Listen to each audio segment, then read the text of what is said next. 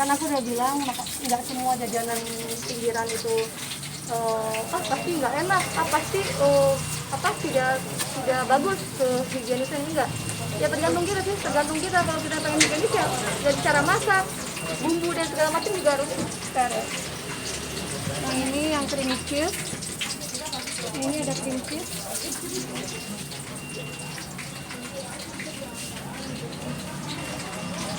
Bagian tutupin ya, biar ya dibantuin. Oke, gampang. Dan ini yang tadi aku bilang, aku bikin saus yang dari Taichan. Dari Taichan. Ini inovasinya. Inovasinya. Ini beda dari yang lain juga ya? Iya, basreng Taichan.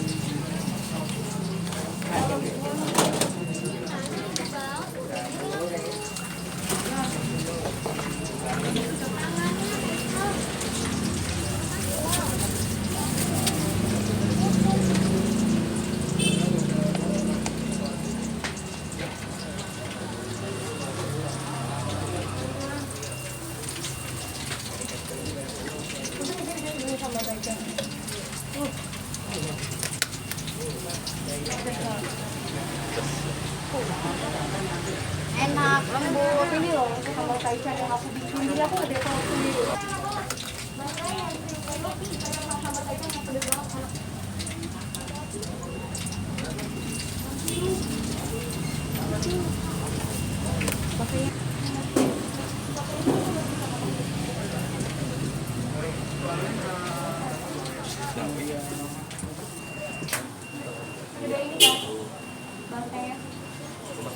Iya, jadi sebenarnya ini gara-gara aku seneng jajan, seneng nyemil, cemilan-cemilan Bandung. Aku sampai nyari-nyari jauh-jauh ke Bogor, ke Bandung untuk cari basreng ini. Basreng loh, hal yang receh gitu, yang tapi emang jarang ditemuin basreng yang enak, yang higienis gitu kan. Jadinya sampai aku bilang, dia udah tahu nih kalau misalnya aku lagi bete-bete kayak gitu, yuk kita beli basreng, yeay ayo. Iya. Saking aku senengnya, kita sampai jauh-jauh susulin ke Bogor dan ke Bandung. Pulang pagi lagi. Terus dia selalu bilang kalau aku udah makan basreng itu kayak priceless banget nih, ngeliat kamu tuh happy makan basreng gitu. Nyanyi-nyanyi. Nyanyi-nyanyi. Makan basreng aja sambil nyanyi.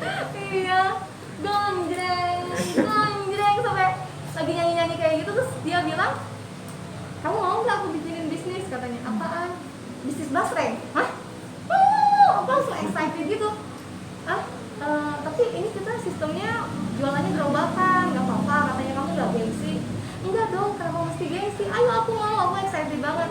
Bahkan dari hal yang kecil, bahkan bisa jadi hal yang besar kalau kita bisa nekunin, kita bisa enjoy bikin ini jadi sesuatu yang besar. Kenapa enggak? Ini challenge buat kita gitu. Aku bilang gitu.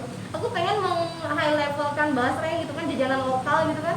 Siapa tahu jadi interlokal, karena kenapa? Karena tawarannya pun udah nyampe Turki, Singapura, Malaysia gitu. Berarti itu basreng ini memang banyak penggemarnya. Gitu, dan dia juga akhirnya ya udah kalau mau ayo katanya gitu. Akhirnya ternyata ini jadi Sentralisasi ya. terrealisasi juga gitu, dan dengan sistem yang rapi, Iya. sistemnya juga kemitraan. Jadi teman-teman, sebenarnya saya bikin usaha ini dengan suami bukan semata-mata ingin cari untung sendiri, untung gede, enggak sama sekali, tapi aku ingin ngasih sama suami, ingin ngasih lapangan usaha atau enggak jenis peluang bisnis, supaya teman-teman juga mungkin siapapun yang merasa di pandemi ini bingung mau bisnis apa, cari penghasilan seperti apa, ya salah satunya mungkin bisnis kemitraan basreng gonjreng ini bisa jadi cara buat kita semua dapat untung gitu. Berarti awalannya dari sering jajan gitu ya? Jajan. Aku sampai tahu loh basreng tiap di daerah mana ada basreng, aku pasti selalu cobain. Jadi tahu yang enak mana. Iya. Yang rekomen mana gitu. Rekomen Iya. mana, sampai akhirnya aku kumpulin nih yang enak-enak. Jadi benar-benar aku kurangin tepungnya, aku banyakin daging ayamnya dan juga ikannya aku campur gitu loh. Jadi makanan ini memang bergizi sih. Emang dari kecil. Dari kecil suka basreng karena basreng itu kan murah ya. Dulu mah masih pakai ikan-ikan. Ada yang bilang katanya ikannya ikan apa gitu. Jadi kesel, padahal kan aku suka gitu. Akhirnya aku bilang aku pengen bikin basreng yang higienis, yang enak. Dan ini pun kita develop lagi saya sampai bumbu-bumbunya, sausnya. Saus-sausnya aku bikin dari satu bahan dengan bahan lain aku campur. Akhirnya nemu ini bahan-bahannya. Terus kita harus ngikutin zaman juga kan, sekarang lagi rame yang Taichan, creamy cheese. Itu aku benar-benar develop. Sampai dia bilang, sayang beberapa kali ini gagal nggak enak kok, coba lagi. Apain lagi ya, aku cari lagi. lihat-lihat yang lain, coba-coba lagi, ini apa ya, sampai aku rasa kayak gitu, sampai akhirnya nemu nih lumayan 2 bulanan lah ngedevelop saus-sausnya. Berarti sama suami ini selalu ini dong ngasih tau ini enak kayaknya gitu ya. Iya. Bumbunya sendiri, racikan sendiri gitu. Racik sendiri, develop sendiri dia. Jadi kita coba-coba nih mana ya bumbu salah satu brand A, B, C yang gede-gede kita cobain tuh sausnya. Oh gini rasanya ya. Dicari tuh, dikulik. Tengah malam sampai aku videoin nih semangat. Iya. Hebat dia, semangat banget. Karena itu dia aku nanya, kamu nggak gengsi nih jualan gerobakan pinggiran? Enggak dong, dari hal kecil dulu kalau mau jadi besar. Wih keren. Dan di saat pandemi seperti sekarang justru banyak brand-brand besar yang scale down, yang dia jualan dalam arti nih kayak brand internasional gitu ya. Dia malah buka tenda di pinggiran, jualan di lampu merah. Sekarang udah kayak gitu, caranya untuk bertahan tuh seperti itu gitu. Dan itu dia, kita satu visi misi ya. Insya Allah bisa banyak berkahnya mudah-mudahan. Proses itu kan Berarti hampir sebulan 2 bulan tuh akhirnya jadi dibuat ini atau gimana proses lama? Prosesnya lumayan lama juga karena ini kita sempat tes pasar juga ya sayangnya, tanpa ada brand Tanpa aku brand. dulu, tanpa ada brand. Jadi aku benar-benar tes pasar gimana orang-orang merespon basreng ini, apakah hanya disukai oleh orang Bandung, ternyata orang Jakarta juga suka, orang di luar Iya. kota juga suka sayang. Iya. Banyak permintaan juga kayak kirim dong, dia kayak gitu. Tapi kita ya supaya memudahkan mereka untuk mendapat basreng ini, jadi kita buka kemitraan gitu loh. Jadi tiap daerah, tiap di Indonesia tuh juga bisa ada outletnya gitu. wah berarti untuk varian sendiri kayak tambahan mozzarella itu ide sendiri apa gimana? Iya. Iya. Ide sendiri karena itu dia yang ngikutin pasar. Karena kan dasarnya kan basreng sendiri cuma bumbu kacang Iya. aja, tapi untuk bumbu-bumbu kajiannya sendiri yang racik sampai Inovasi. ngeluarin ide macam-macam bumbu gitu kan. Iya.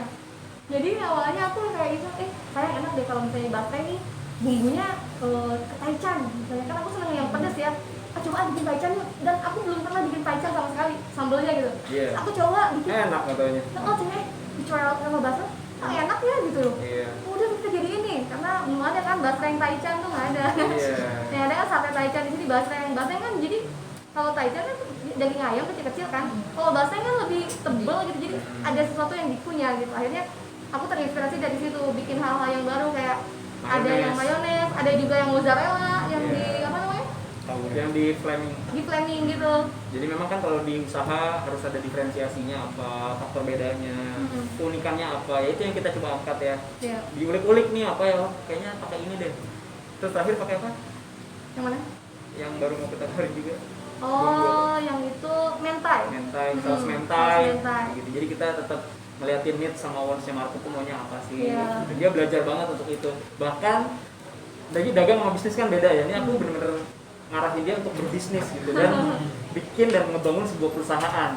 Aku jadi dia CEO, kamu jadi CEO-nya ya. Ya aku di belakang aja deh, aku komisaris atau aku yang mentorin aja. Bisa nggak ya awalnya gitu dia. Bisa karena dia tuh pinter banget, jago ngulik, punya leadership. Ternyata dia leadershipnya jago gitu. Kayak meeting sama tim tuh kemarin, nanti kayak gini-gini ya. Wih bener nih, aura CEO-nya udah ada nih. Siap Bu CEO. Jadi bener-bener ngelit banget gitu. Pokoknya nanti aku pengennya kayak gini-gini ya. Nah, begini tuh ya mau cocok berarti emang dia ada bakat untuk ke situ. Jadi aku percaya semoga perusahaan ini bisa bertumbuh dan berkembang di tangan kamu dengan baik. Kan ada tahu. Iya, kan dong aku nih. ngarahin aja dong. Iya. Tapi bersyukur banget ya Kak ada yang mentoring karena kan kalau secara nggak langsung dengan ikut franchise lain ataupun orang lain pasti kena biaya budget tersendiri gitu. Nah, dia kan suami gratis gitu. Iya, ini mentor ya kayak yang lagi rame film Korea. Startup. Sarap ya, Pak Mentor. Kan siang ini paham. Iya, siap Bu CEO. Oh, siapa tahu ya? Mungkin target cabang sendiri gimana? Kita udah 20 outlet loh. Jadi Di jadi mana aja? ini Jakarta, Masya Allah luar banget. kota. Alhamdulillah. Alhamdulillah.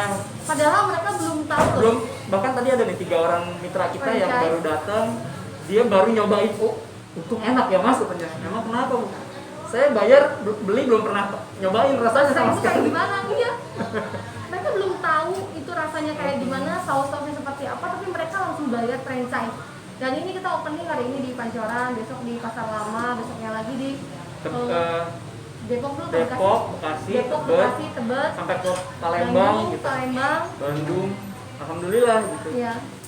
Jadi ya semoga bisa bagi berkah ya. Berbagi berkah sama-sama dan ini jadi lahan lah buat kita yang lagi mau bertahan di yang survive di pandemi seperti ini. Bahkan corporate value kita, value yang mau kita angkat adalah untuk mau join jadi tim kita, syarat utamanya tuh dua. Yang pertama harus korban PHK, korban efisiensi, atau yang kedua harus yatim. Iya. Itu sih, jadi syarat utamanya itu. Kalau misalkan bukan korban PHK tapi dia yatim, oke yuk kita kerjasama jadi tim kita. Itu sih. Kenapa itu mas? Itu sampai segini sangat peduli sama karena pandemi ini gitu. Karena pandemi udah gitu, dulu kan aku juga, maksudnya dari dulu aku punya perusahaan, corporate value aku kan aku ngebangunnya dari nol. Karena aku seorang yatim, aku tahu banget susahnya seorang yatim nyari kerja kayak gimana. Jadi pengen menjadi manusia yang punya value. Iya. Gitu sih. Dan alhamdulillah dia juga kayak gitu. Ternyata sama. Satu frekuensi. Satu frekuensi sama yang korban PHK. Banyak kan nih di saat pandemi, banyak yang dipecat, ya saya. Banyak yang diefisiensi, banyak yang curhat sih awalnya. Ya itu akhirnya jadi syarat utama kalau mau join sama kita. Ya.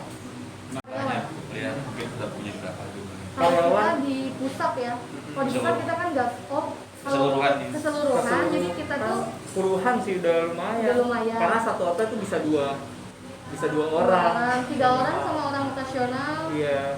gitu. Jadi selalu kita kalau untuk franchise ini kan yang menyediakan Itu mitra. tenaga kerja kan mitra. Tapi kita di pusat di sini memantau semua mitra-mitra ya Iya. dimanapun. Kita pantau dari mulai SOP-nya seperti apa, pembuatannya, jualannya seperti apa, salesnya seperti apa. Jadi kita mengutamakan itu kalau untuk mitra gitu loh. Controlling dari pusat yang penting sebenarnya. Wih, siap Bu Sio. Saya nggak mau ngajarin, tapi jadi bisa. Keren. Masya Allah. Kak, akan sibuk di dunia bisnis, apa artinya akan meninggalkan dunia entertain juga? Enggak sih, itu bisnis dengan nyanyi itu dua hal yang berbeda. Kalau nyanyi itu passion aku, nyanyi di entertain itu passion aku. Tapi kalau bisnis adalah sesuatu yang memang harus aku explore lagi, sesuatu challenge buat aku gitu. Gimana caranya ya itu kita harus banyak terang-terang pendapatannya kita harus banyak. Jadi ya kenapa enggak gitu kita coba di dunia bisnis kan lagian itu tidak mengganggu nyanyi juga sih, aman. Aku maksudnya gini, aku selalu ngarahin dia dalam arti kita harus perbanyak revenue stream atau keran-keran pendapatan. Jadi ketika satu keran mampet, Ya, kan depan saya. Saya cut dulu deh. tap dulu aja. Apa tuh? Apa mana? Oke. Gimana? Mau Ya langsung? itu tadi, jadi aku tuh selalu dibilangin sama suami harus perbanyak revenue streamnya. Jadi kalau dari entertain ya mungkin kita bisa dapat penghasilan yang besar gitu. Tapi kan kita nggak tahu ada pandemi kayak gini akhirnya terhambat untuk perform dan segala macam. Tapi kalau dengan bisnis kayak gini, ya itu kerannya terus ngalir gitu. Banyak diajarin ilmu bisnis dari suami sih sebenarnya. Dan secara nggak sadar setiap dia webinar dan segala macam tuh kayak masuk ke telinga tuh, nempel gitu. Oke, Terakhir harapannya. kan dulu soal ngomongan, Oh. apakah akan menunda atau bagaimana? Apalagi kan sekarang makin sibuk dong di bisnis ini. Ngomongan sih enggak sih, kan kita juga kalau ngomongan usaha sih udah ya, usaha ikhtiar sambil menikmati rumah tangga seperti apa. Ya kita mah tetap berdoa aja sedikasihnya. Biar terus. Gas terus. Itu mah sesuatu yang mungkin ya saya sebagai istri juga ya cuma melaksanakan kewajibannya, ya kan? Harus bisa melayani suami dengan baik. Ya banyak apa ya, ladang pahala lah dalam rumah tangga itu. Asik kalau misalnya udah menikah. Jadi kita nggak canggung buat ngapa-ngapainnya sayang. Gitu. Harapannya. Harapan. Harapannya. Ya, harapan bisnis lebih Dari sehat. bisnis Harap- ini. harapan Dan ininya. ya harapannya semoga kita diberi panjang umur, Amin, sehat. diberi kesehatan terus, diberi kebahagiaan terus, Amin.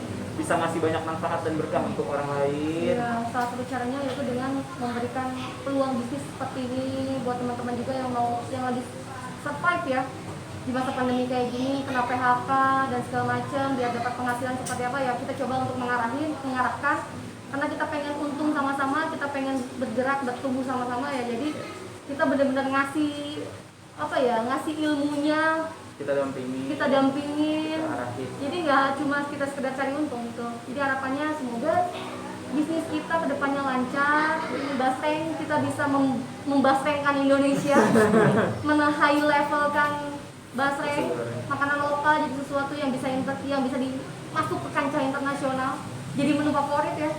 Jadi gimana caranya ya kita harus terus bertumbuh. Mungkin 10 tahun ke depan bisa aja nanti ada Basreng inovatif, kita bikin apa-apa lagi gitu ya. Setuju saya? Setuju saya. Siap Bu CEO. Manut, aku manut. Aku manut juga sama suami. Oke. Terima kasih.